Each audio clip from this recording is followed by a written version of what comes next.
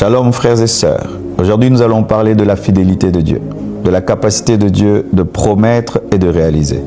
Dieu trouve toujours un moyen pour réaliser ce qu'il promet, quels que soient les temps, les circonstances et les oppositions qui se dressent devant sa promesse et sa parole. Nous le voyons dans Genèse 3, verset 14. L'Éternel Dieu dit au serpent, « Puisque tu as fait cela, tu seras maudit entre tout le bétail et entre tous les animaux des champs. Tu marcheras sur ton ventre et tu mangeras la poussière tous les jours de ta vie. » Le verset 15, surtout. « Je mettrai inimitié entre toi et la femme, entre ta postérité et sa postérité.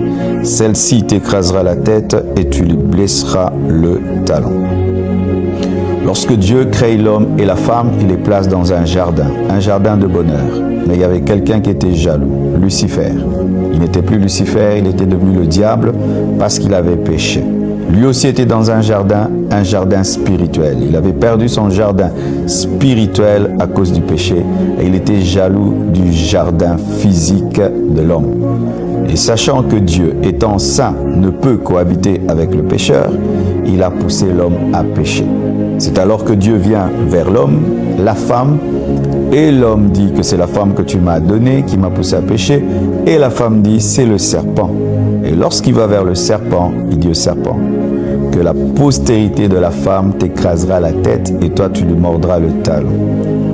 Lorsque le diable a su que Dieu passerait au travers de la postérité de la femme pour écraser son talon, il a décidé de pervertir toute postérité de la femme afin que Dieu n'ait jamais la capacité d'écraser sa tête. Sachant que Dieu est saint, Dieu est pur, il a dit on verra comment tu vas faire, toi tu n'utilises que les choses saintes, je pervertirai toute postérité de la femme, comme ça personne n'écrasera ma tête.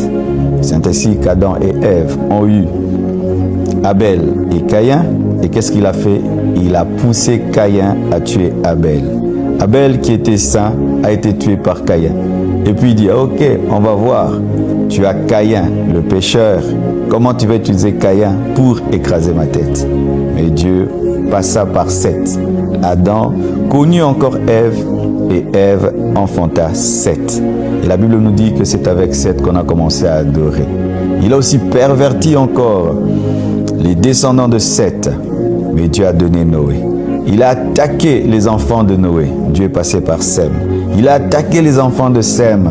Dieu est passé par Abraham. Il a attaqué Abraham. Dieu est passé par Isaac. Il a attaqué Isaac.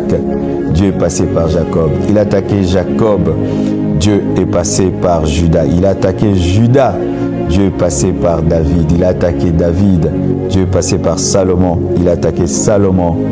Et Dieu est venu par Jésus-Christ de Nazareth.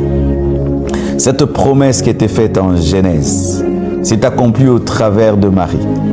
Marie qui est aussi la postérité de la femme et Jésus qui est aussi la postérité de la femme. Le diable ne pouvait savoir que dans la promesse de Dieu, il n'y a pas que la promesse, il y a l'intelligence. L'intelligence divine, la stratégie de Dieu permet à ce que ces promesses deviennent réalité. Même lorsque le diable peut lire la prophétie de ta vie, même s'il la connaît, il ne sera pas toujours capable de la bloquer. Il savait que la postérité de la femme devait écraser sa tête, mais n'a pas empêché la crucifixion de Jésus-Christ qu'il a vaincu à Golgotha, car c'était une prophétie qui disait que le Fils de Dieu, venu comme Fils de l'homme, allait vaincre le diable à la croix. Et béni soit Dieu, parce que Golgotha est aussi appelé le lieu du crâne. Et c'est là encore que le crâne de Satan a été écrasé. Frère, sœur, tu as reçu une promesse de Dieu. Tu vis des moments difficiles, des combats, des luttes. Et tu te dis comment est-ce que cette promesse s'accomplira. Jésus-Christ est venu afin de démontrer que lorsque Dieu dit une chose, elle arrive. Si la promesse tarde, attends-la. Elle s'accomplira certainement. Et lorsque le temps passe, souvent nous sommes tentés de jeter la promesse de Dieu, de dire que Dieu m'a menti. Dieu ne ment jamais. Il ne ment jamais. C'est l'homme qui cesse de croire, c'est l'homme qui doute. Si Christ est dans ta vie, sache qu'il y a la capacité de vivre tous les amens de Dieu, l'accomplissement de toutes les promesses de Dieu. Je t'invite à croire à nouveau en la promesse de Dieu, de croire à nouveau à la fidélité de Dieu. Et tu célébreras, tu loueras, tu béniras. Que Dieu vous bénisse et sachez que Dieu est fidèle. Amen.